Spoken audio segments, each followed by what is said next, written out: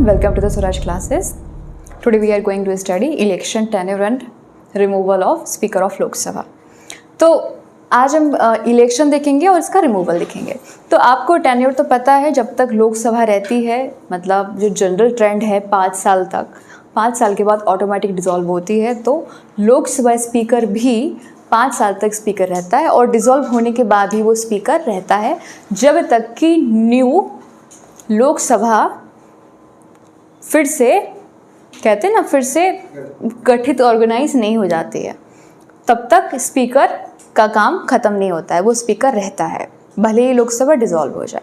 ठीक है, तो इलेक्शन में क्या रहता है कि टेन्योर तो देखिए, जब तक लोकसभा की लाइफ है तब तक टेन्योर है इनका।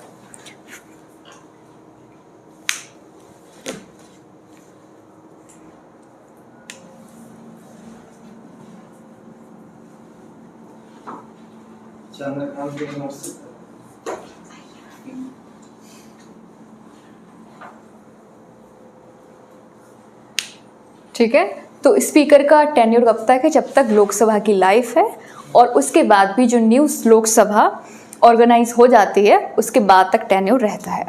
ठीक है, अब इसका इलेक्शन कैसे होता है? इलेक्शन होता है, इसके जो मेंबर्स हैं, यानी कि जो मेंबर ऑफ पार्लियामेंट हैं, मेंबर्स ऑफ लोकसभा हैं, उनके बीच से ही किसी व्यक्ति को लोकसभा स्पीकर बना दिया जाता है। ठीक है, चूज किया जाता है among the members of Lok Sabha. हम किसी भी व्यक्ति को चूज करते हैं मेजॉरिटी के साथ में और उसको स्पीकर बनाते हैं।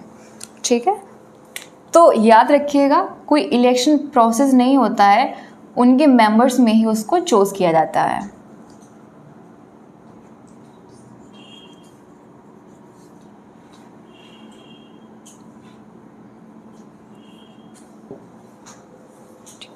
जनरली स्पीकर की सीट वैकेंट नहीं होती है, बट कुछ केसेस होते हैं जिन पर सीट्स वैकेंट होती है, और उससे पहले अगर किसी स्पीकर की सीट वैकेंट होती है तो दूसरे मेंबर को स्पीकर बना दिया जाता है।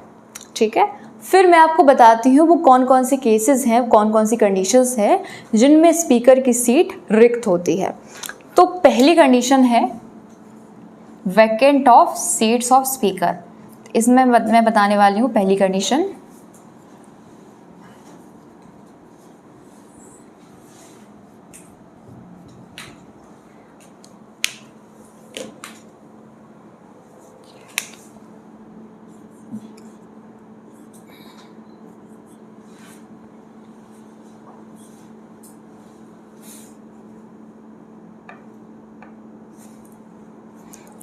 पहली कंडीशन आप लोग ध्यान रखिएगा, स्पीकर मेंबर्स के अमंग चुना जाता है।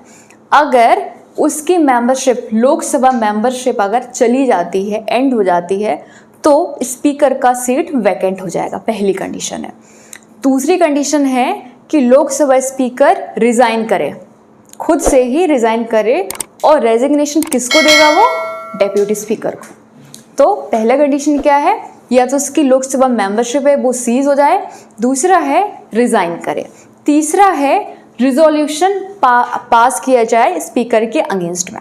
तो सेकंड कंडीशन क्या है इसकी? रेजिग्नेशन।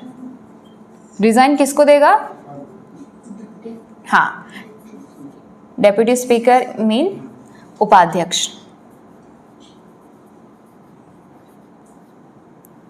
फर्स्ट है जब लोकसभा मेंबरशिप सीजेस। थर्ड है रिजोल्यूशन, रिजोल्यूशन ऑफ रिमूवल।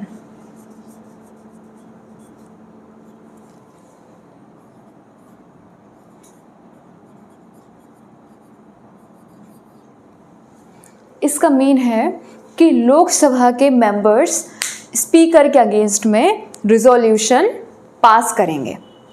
तो सबसे पहले स्पीकर को 40 डेज एडवांस नोटिस दिया जाएगा कि आपके अगेंस्ट में रिजोल्यूशन चलाया जा रहा है लोकसभा में।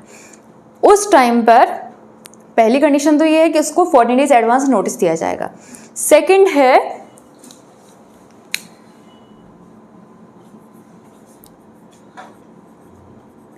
Advance notice of 14 days।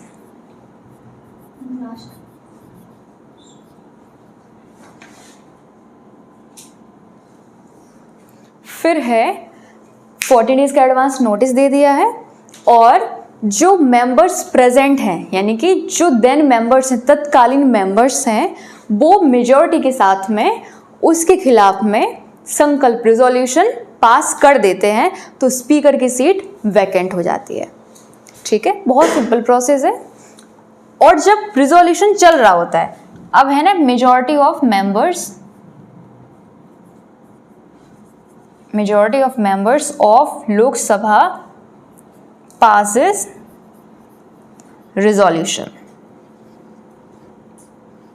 Resolution against speaker. अगर रिजोल्यूशन पास हो जाता है मेजॉरिटी के साथ में, तो स्पीकर की सीट वैकेंट हो जाएगी।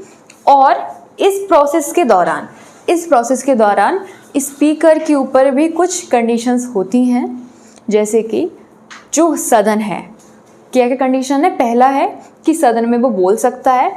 दूसरा है कि जो प्रोसीडिंग्स हैं, जो कार्यवाहियाँ सदन में चल रही हैं, उनमें पार्टिसिपेट कर सकता है, बट जो अध्यक्षता नहीं कर सकता है। बट हाउस की जो सिटिंग्स हैं उनकी अध्यक्षता नहीं कर सकता है। Can not preside over meetings of Lok Sabha. ये आपको समझ में आया। जो इसका मेन रोल था, वो अपना रोल रिजोल्यूशन के दौरान एक्सरसाइज नहीं कर सकता है। फिर बात आती है कि वोट तो कर सकता है। फिर क्या बात आती है, वो वोट तो कर सकता है, बट एज अ मेंबर, यानी कि फर्स्ट टाइम में, जैसे कि मेंबर ऑफ पार्लियामेंट या जो मेंबर ऑफ लोकसभा हैं, जो वो वोट करते हैं, तो उसी टाइप में वो वोट कर सकता है। फर्स्ट टेंस में क्या रिजोल्यूशन के लिए नहीं, अपने लिए वोट नहीं, कि तो फिर अगेंस्ट जुडिशियल लॉ हो जाएगा। ठीक है, अपने केस में वोट करना या अपने केस में न्याय देना, ये नेचुरल जस्टिस के अगेंस्ट में है। ठीक है, तो जो और प्रोसीडिंग्स हो रहे हैं उसके केस को छोड़कर, ठीक है, तो मैं आपको बता रही थी कि वो वोट नहीं कर सकता है। कौन सा वोट नहीं कर सकता है? Casting vote. ठीक है, कास्टिंग वोट पर कौन सा मत होता है? ये निर्णायक मत होता है। जब हाउस किसी मुद्दे पर 50-50 में डिवाइड हो जाता है और टाई की कंडीशन होती है, उस टाइम पर स्पीकर वोट करता है, या तो उसके सपोर्ट में मिल के या अपोज में। ठीक है, तो जो उसका मेन रोल है कास्टिंग वोट एक्सरसाइज करने का, इस कंडीशन के दौरान, रिजोल्यूशन के दौरान कास्टिंग वोट नहीं करता है। वो सिर्फ एक मेंबर्स की तरह वोट करेगा। ठीक है, ये आपको चीज़ याद रखनी है। तो can not exercise casting vote.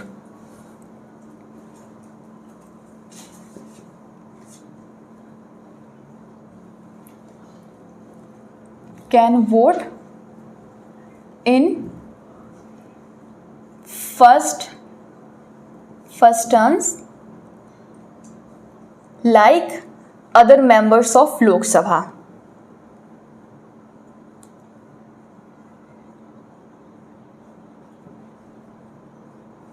फिर क्या है? Can not preside over sittings of Lok Sabha, but can speak, take part in proceedings।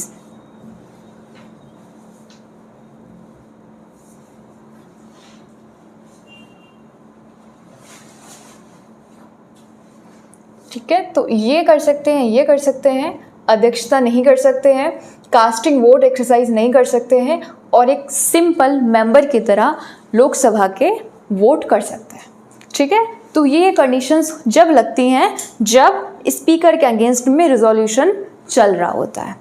ठीक है, अंडर कंसिडरेशन में ये कंडीशंस लगती हैं। अभी पास भी नहीं हुआ है, यानी कि 14 डेज का जो टाइम चल रहा है, जब तक उसकी रिजोल्यूशन की प्रोसेस चल रही है, तो ये कंडीशंस अप्लाई हो जाती हैं स्पीकर पर।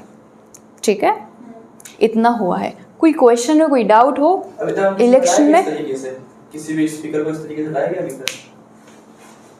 नहीं, अभी तो ऐसा नहीं हुआ है, होगा तो बताएंगे आगे। ठीक है, कोई और कोई डाउट है, क्वेश्चन है? ठीक है।